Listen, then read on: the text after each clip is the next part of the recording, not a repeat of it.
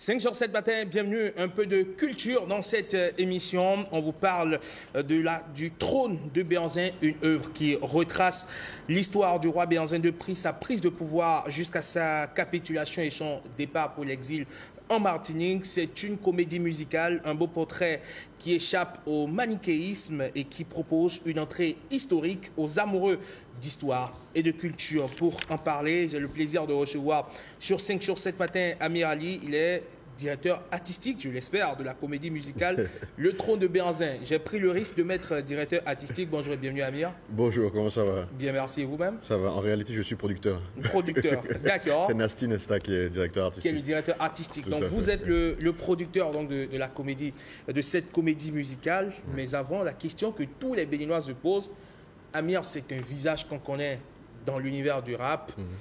Que cherche un rappeur dans la comédie musicale? Bon, en fait, c'est un prolongement de ma carrière. Et c'est pas si différent que ça en réalité, parce que tout au long de ma carrière, j'ai toujours voulu mettre en avant le Bénin, la culture béninoise, nos traditions. Peut-être que les gens ne l'avaient pas perçu, mais je suis un vrai patriote. Et donc aujourd'hui, pour moi, c'est important de faire un spectacle qui retrace quand même la vie de un de nos héros, un de nos symboles de résistance, de royauté. Et donc le faire en musique, en théâtre et en danse, c'est quelque chose d'original. Et donc je me suis dit que j'allais tenter le coup et ça a bien marché. Et l'idée a germé comment? Assez naturellement, je ne saurais vous expliquer. Juste que je me suis réveillé un matin avec cette idée en tête, créer un spectacle qui allait donc relater cette histoire qui est assez incroyable. On a la chance au Bénin d'avoir des vrais héros, des vraies histoires que nous n'avons pas toujours mis en avant. Et je pense qu'aujourd'hui, c'est à la jeunesse de le faire, parce que sinon, la génération d'après ne sera pas au courant de tout ce qui s'est passé. Et donc, j'ai participé au Challenge Fund de CMS City, qui était initié avec la Banque mondiale. Et donc, j'ai eu un financement qui m'a permis de commencer à réaliser cette comédie musicale. Alors, vous arborez une casquette sur laquelle il y a le trône de Béhanzin. C'est ça. On peut s'imaginer, peut-être, en faisant des ramifications, que l'idée a germé dans votre subconscient avec le retour des biens culturels. C'est possible. Écoutez, c'est un enchaînement de bonnes nouvelles qui se sont mises les unes après les autres. En réalité, moi, j'ai passé en fait le pitch de mon projet, je crois, avant le retour des œuvres culturelles. D'accord. Mais tout cela s'est, je dirais, suivi. Et je me suis dit que j'étais vraiment sur le bon chemin. Et même après, quand j'ai vu qu'il y a les Américains qui ont fait Woman King, qui sont aussi sur les Amazones. Donc les Amazones, c'est la royauté du Bénin, c'est Assirangbe, c'est Béhanzin, et ainsi de suite. Je me suis dit vraiment, le Bénin a le buzz aujourd'hui. Et donc, à moi de mettre un peu ce que je peux apporter dans ce buzz-là pour que ça puisse rayonner encore Surfer plus. sur la vague. Peut-être pas surfer sur la vague, mais être la vague. D'accord. D'accord. Ouais. Alors, on va voir à quoi ressemble un peu le trône de Béhanzin. Vous avez déjà fait plusieurs performances, mais il y a une que vous avez réalisée devant un public hétéroclite, un public cosmopolite. C'était à l'occasion de l'inauguration du Sofitel, devant 600 personnes. On va revoir un tout petit extrait de cette performance. Regardez. Mi sono cuccio, non per i su. Mi passo su, non è a su. Mi sono cuccio, non per i su. Mi passo su, non è a su. So tu mi tole, mi towe. La que confika no ton. Loué, a reçu et ni towe. Qui oserait regarder le Dahomey avec mépris et toute sa lignée gardera un souvenir effroyable. Arrête-moi ça! Et tu me le maman quoi? Et tu le mets que tu as comme tu es cousu grandi de bois. Ah, s'il te plaît. Ah, c'est bien que tu n'as plus de bon moment. Je te. Que ta bouche ne prononce plus jamais de telle insanité sur le roi de Perle, sa guerre. Et mon corps appartient au sabre qui découpe l'ennemi. Pas. Allez. Pas. S'il te plaît, ne parle pas. Akoi! Bɛ yansi bɔ ìdílé ake tó ake fɔ láéláé máa kú ònú kulute máa gọ́hò nálẹ̀ mọ́ emrɔ̃ xɔ afɔra kí mɛ bɔdɔ bí ɔkú ná. Tout le peuple du Dam s'incline devant con. condo. Même de l'autre côté de la mer, ils sont pas de condo. Hey, hey, condo. Partez la liberté de mon peuple sur le monde. C'est un cadeau, c'est un... Voilà à peu près donc, on va dire un court extrait, on ne va pas dévoiler tout le spectacle, on ne va pas le spoiler, allez voir. Est-ce que la comédie musicale est un genre qui intéresse les Béninois de ce que vous avez pu voir avec votre expérience? Oui, totalement. Je pense que même au-delà du fait que ça soit une comédie musicale, c'est l'histoire du roi Béhanzin. Donc c'est notre histoire à nous-mêmes. Donc déjà, leur histoire les intéresse beaucoup. Sauf qu'il faut les amener à cela. Au Bénin, on a eu beaucoup de théâtres qui étaient très élitistes, qui n'intéressaient que les étrangers, par exemple, les expats. Et je pense qu'aujourd'hui, il faut que tous les Béninois puissent aimer ce style d'art. Surtout que la comédie musicale, c'est un peu nouveau. Donc, comme je vous le disais tout à l'heure, c'est du théâtre, mais également c'est de la musique, c'est de la chorégraphie. C'est vraiment un spectacle entier. Qui rassemble tout cela, qui est sur scène, qui est joué en réalité. Nous, on est plus de 30 personnes sur scène. Alors là, au Sofitel, c'était une mini représentation. Mais sur scène, c'est beaucoup plus impressionnant que ça, avec notre propre décor au Palais des Congrès. Nous sommes déjà à la 4e représentation qui aura lieu le 18 avril. Donc non, on est vraiment content. On a commencé une tournée. On était à Porto Novo en janvier et on va faire toute la ville du Bénin avant d'aller à l'extérieur. Donc je pense que les Béninois apprécient fortement. Et ça les rend encore plus fiers de ce qu'ils sont. Alors, en décembre dernier, à l'inauguration du Sofitel, juste après cette mini-représentation, on vous a chopé. Vous étiez tout content, comme un tout petit garçon qui venait, on va dire, de réaliser quelque chose de grand. Vous avez attendu notre micro. On va voir si les discours ont changé. Regardez. C'était un grand plaisir pour nous. C'est un public qui vient du monde entier, un public également local, des gens de qualité, des gens qui ont cherché à voir ce dont il s'agissait. Et qui ont pu voir qu'on a travaillé pendant longtemps sur ce symbole, sur ce héros national qui est le roi Béhanzin. Et ça donne envie en fait de voir le spectacle par la suite. C'était une opportunité très intéressante pour nous. Le Sofitel qui nous a fait signe pour faire ce spectacle pour son inauguration au Bénin. Donc on a été très contents de pouvoir le faire et de remplir ce défi-là. Et nous allons partir bientôt en tournée dans tout le Bénin à l'international. Et vraiment, c'est super pour le Bénin. C'est cette image-là du Bénin qu'on veut vendre. Aller en tournée à l'international, où en êtes-vous avec ce projet? On commence d'abord par le national. Donc c'est ça qui pour nous, au jour d'aujourd'hui, est le plus important. Donc comme je vous disais, on est à la 4e date.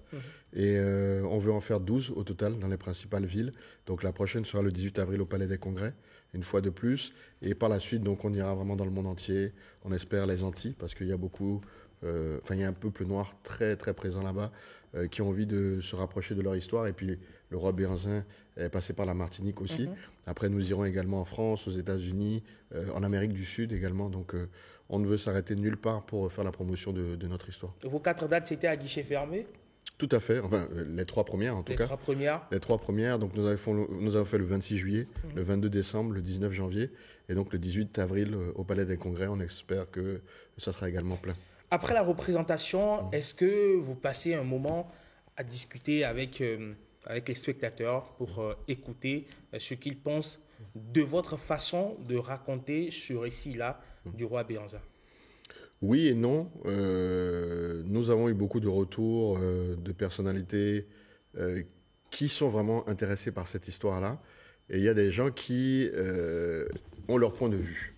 Il y a une histoire factuelle qui est celle que nous allons raconter, mais nous allons rajouter également des choses de l'ordre de, entre guillemets, la fiction, pour rendre ça encore plus intéressant, plus attrayant, plus divertissant. Il y a de la musique aussi. Donc, on se met à la place du roi Béhanzin à certains moments pour savoir ce qu'il a pensé lorsqu'il était trahi par les siens, lorsqu'il a commencé les combats, lorsqu'il était avec ses femmes, ainsi de suite. Donc, c'est des choses qu'on ne connaît pas obligatoirement, mais c'est ce que nous avons essayé d'imaginer. Donc, il peut arriver que certaines personnes préfèrent une autre manière de raconter cette histoire, mais nous, c'est notre point de vue. Et puis, dès lors qu'on ne fait pas de mal à la légende qu'est le roi Béhanzin, je pense que cela se respecte.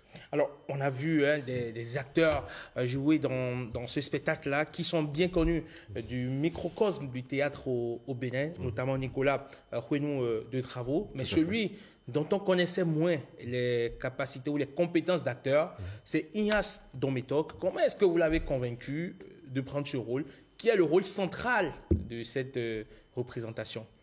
Je dirais que c'est la chance. Nous, dès qu'on a commencé à réfléchir à cette comédie musicale, la première personne qui nous est venue en tête, c'était lui. Et on s'est dit que... Pourquoi lui? Tout simplement parce que c'est un grand artiste, déjà, quelqu'un qu'on appréciait, et aussi parce qu'on trouve qu'il y a une ressemblance physique avec le roi Béhanzin, qui est encore plus vrai et réaliste quand on le voit dans le spectacle.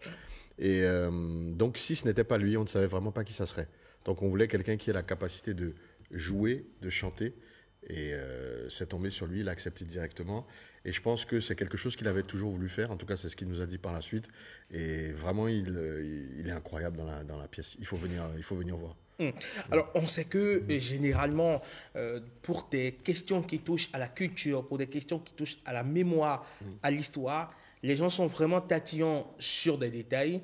Quand on prend alors le risque de raconter cette histoire vue, on va dire, d'un artiste urbain, on a envie vu de l'œil, du regard d'un artiste urbain, est-ce que ce n'est pas un gros risque qu'on prend aussi par ailleurs?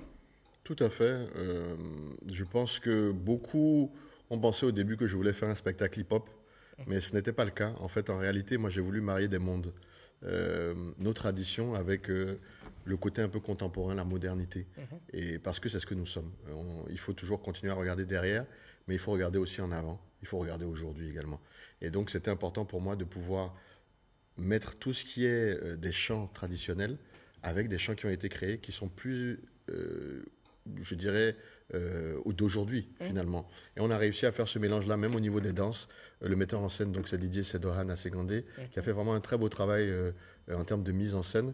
Il y a également la chorégraphe Rachel Agbossou, qui a fait un très beau travail aussi pour tout ce qui est des danses. Nous avons Achille Senifa, qui lui a fait le décor, la scénographie. Nous avons une jeune styliste qui s'appelle Andy Christ, qui elle aussi a réussi à faire des choses avec le Bénin d'avant et le Bénin d'aujourd'hui. Et donc, je pense que le mélange a été réussi. Et on est toujours, en tout cas, en train d'essayer de changer, d'améliorer. Et je pense que ça sera de mieux en mieux à chaque fois.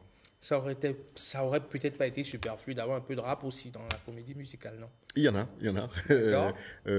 Folo Gozo joue dans la comédie musicale également. Et il y a une partie où il y a un morceau de rap où il demande au peuple de se lever pour aller se battre contre les colons français. Donc c'est un morceau rap. Et c'est un très beau morceau également. Alors, on vous a vu, vous avez été reçu par le chef de l'État, Patrice Talon, qui par ailleurs s'est vraiment positionné aujourd'hui comme le leader de la réappropriation de l'histoire du Bénin à travers notamment un certain nombre de chantiers patrimoniaux. Il y a aujourd'hui la place de l'Amazone qui est sous son inspiration. Il y a les Vaudondéis. On vous a d'ailleurs vu sur les Vaudondéis, vous avez bossé dessus ardemment. Est-ce que quand on est reçu par ce genre de personnage, on se dit quelque part... un peu tout est accompli? Tout n'est pas accompli, mais en tout cas la plus grande partie à notre niveau, parce que, comme vous le savez, notre chef de l'État, c'est quelqu'un de très exigeant. C'est quelqu'un qui aime le beau, qui aime le béninois beau. Et donc tout au long de cette aventure, nous on s'est toujours dit, il faut absolument que cela puisse séduire le chef de l'État, qu'il puisse avoir des échos pour qu'il se dise qu'il est fier de nous et qu'il est content de ce que nous avons accompli. Il n'a pas pu être présent lors de l'avant-première, malheureusement, mais je pense que c'est quelqu'un qui suit tout ce qui se passe dans le pays, et encore plus, comme vous l'avez dit, ce qui est en rapport avec la mise en avant du pays et la réappropriation de notre histoire. Et donc, nous avons eu la chance d'être appelés pour qu'il nous félicite, pour qu'il nous encourage à aller encore plus loin. Et vraiment, pour nous, c'était magnifique. C'était vraiment magnifique. Et son leadership est partout, parce que même CMS City, c'est une agence qui a été créée lorsqu'il est arrivé au pouvoir. Et sans CMS City, ce projet n'aurait pas pu être réalisé. Donc, on est content. On a fait du rap longtemps dans ce pays. Et on n'a pas beaucoup été accompagné par la culture. Et bien évidemment, c'était avant le nouveau leadership.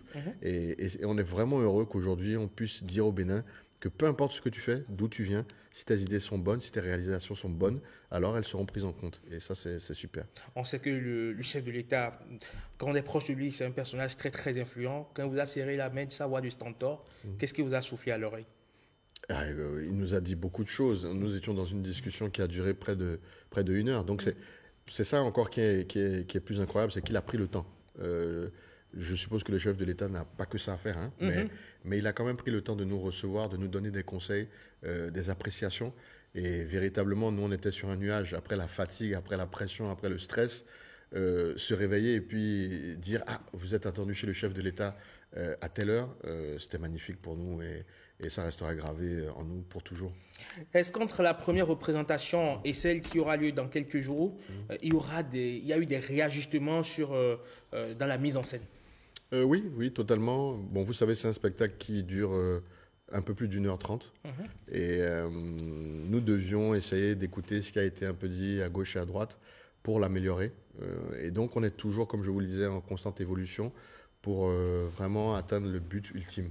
Parce qu'on veut que ça soit compris au Bénin, mais on veut aussi que ça soit compris à l'international. Ce n'est pas que nous allons changer pour les étrangers, non. C'est que nous allons quand même essayer de rendre ça plus digeste pour tout le monde. Et on a rajouté également des nouvelles chansons. Il y a des idées en termes de costumes aussi qui sont en train d'arriver. Donc ça veut dire qu'il y aura des nouvelles chorégraphies également.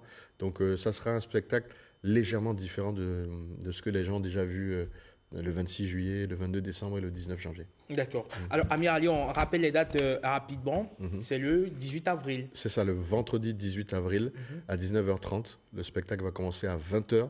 Donc, il faut que les gens viennent à l'heure. Et ça sera au Palais des Congrès, dans la salle rouge. Nous allons faire le meilleur de nous-mêmes. Nous allons donner le meilleur de nous-mêmes. Donc, comme je vous le disais, il y a Don Metok, il y a Folo Gozo, il y a des acteurs légendaires. C'est une mise en scène contemporaine qui respecte également les traditions. Et vraiment, j'invite tout le monde à venir voir ce spectacle parce qu'on a vraiment travaillé dur dessus et je pense que le retour des personnes qui le voient nous réconforte dans notre mission. Merci beaucoup, Amir, d'être passé sur 5 sur 7 matin, partagé avec nous, on va dire... sur cette date, sur la comédie, votre production, Le Trône de Béanzin, qui est une comédie musicale pour se réapproprier l'histoire. Vous passez une excellente journée, on vous souhaite beaucoup de courage dans la suite. Je peux préciser où est-ce qu'on peut trouver les tickets, peut-être, ou si ça ne vous dérange pas. Allez-y. C'est possible. Alors, les tickets sont disponibles sur www.letronedebéanzin.bj. D'accord. Et également, le week-end, nous sommes au stand... à Erevan d'une marque que je ne pourrais pas citer, mais dès qu'ils arrivent là-bas, ils verront les gens vendre les tickets. Très bien. Merci Amir et à très bientôt. Merci beaucoup pour l'invitation. 5 sur 7 matin, allez, on va continuer dans cette lancée, continuer par parler de culture, mais on parle à présent de littérature avec le Grand Prix littéraire du Bénin. Ce sera vraiment sans transition. On retrouve mon invité, Teddy Gandigué, il est journaliste culturel.